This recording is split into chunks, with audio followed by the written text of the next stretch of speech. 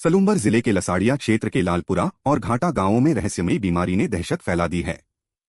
अब तक 5 मासूम बच्चों की मौत हो चुकी है, जबकि कई अन्य बच्चों को गंभीर हालत में जिला अस्पताल रेफर किया गया है।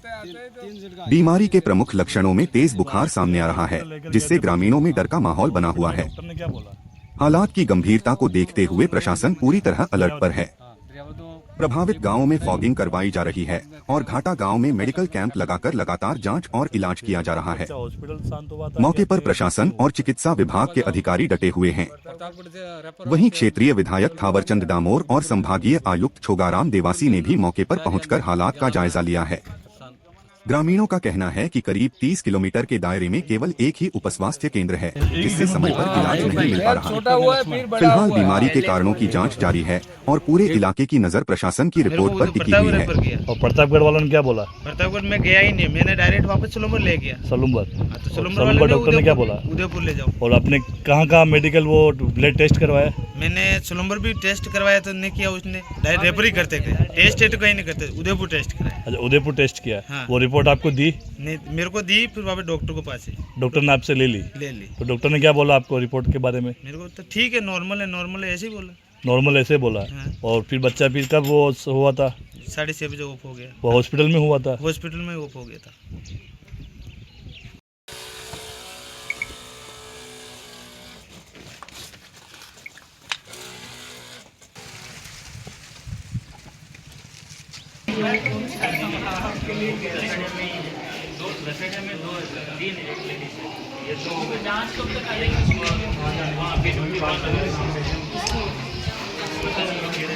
वही सैंपल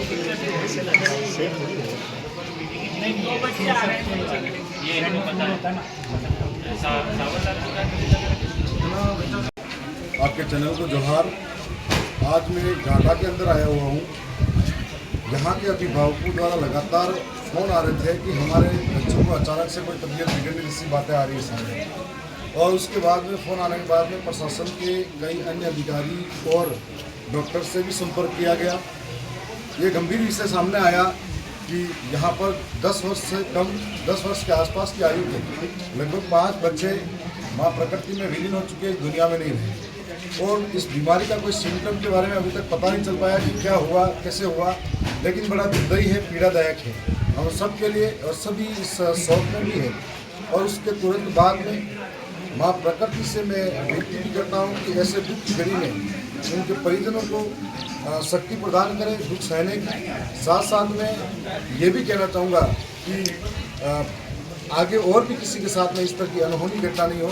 प्रशासन द्वारा लगातार प्रयास किए जा रहे हैं। अभी जगह जगह टीमें बनाई गई हैं। इन टीमों के माध्यम से लगातार इनको सुरक्षा मुहैया कराई जा रही है, जांचें करी जा रही हैं। और जैसे मैं प्रशासन की तरफ से भी धन्यवाद करना चाहूँगा, वो अलर्ट मोड में है और यहाँ पर सक्रिय रूप में काम कर रहे हैं। एक और बात जो उभर कर सामने आई है, मैंने पहले भी कई बार देखा, धरियावत के अंदर भी और लसाड़िया के अंदर भी, जब भी कोई बीमारी होती है, कोई भी बात होती है, तो हमारे गांव के लोग सबसे पहले विश्वास, उनकी आस्थाएं अलग हो सकती है, विश्वास अलग हो सकता है, लेकिन देवी देवताओं के चक्कर लगाते लगाते उसकी बीमारी बढ़ जाती है, उसके बाद हॉस्पिटल तक पहुँचते हैं। मेरा आपसे विनम्र निवेदन है कि आपकी आस्था अलग है, लेकिन जब भी कोई बीमार होता है उसको सबसे पहले आप अस्पताल ले जाएँ और इलाज कराएं। उसके बाद में आपकी जितनी भी मान्यता है, जितनी भी वादा है, जो भी करना चाहे कीजिए।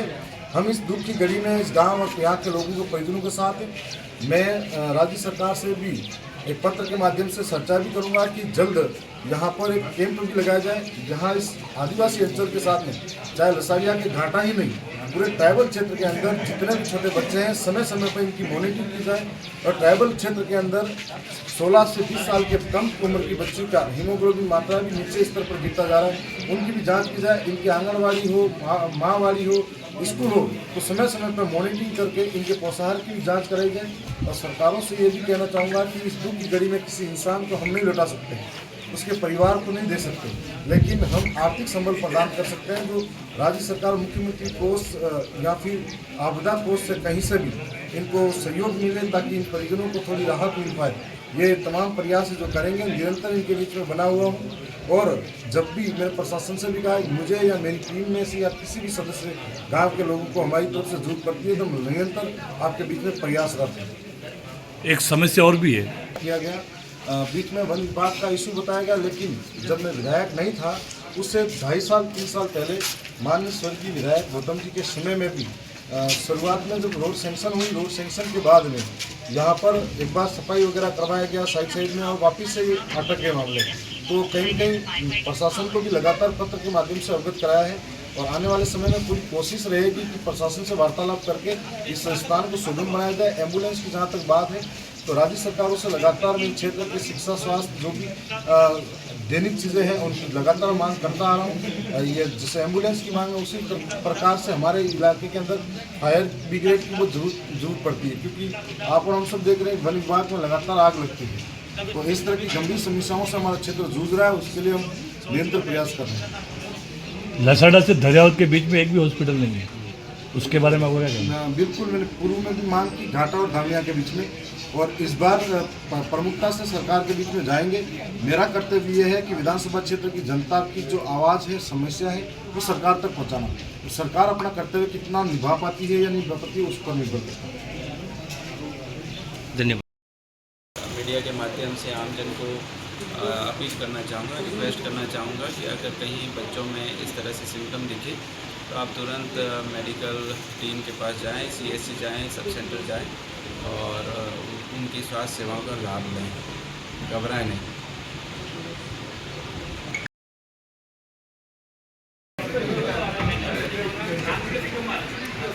चर्चा करते हैं।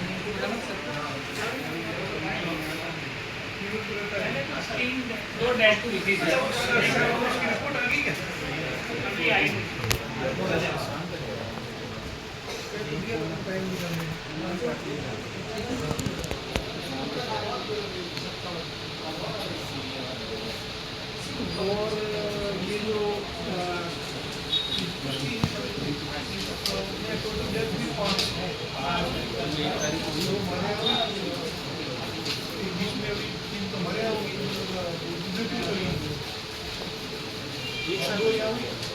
हाँ, 3 तारीख को हुई, 2 1 तारीख को, 5 रहती है।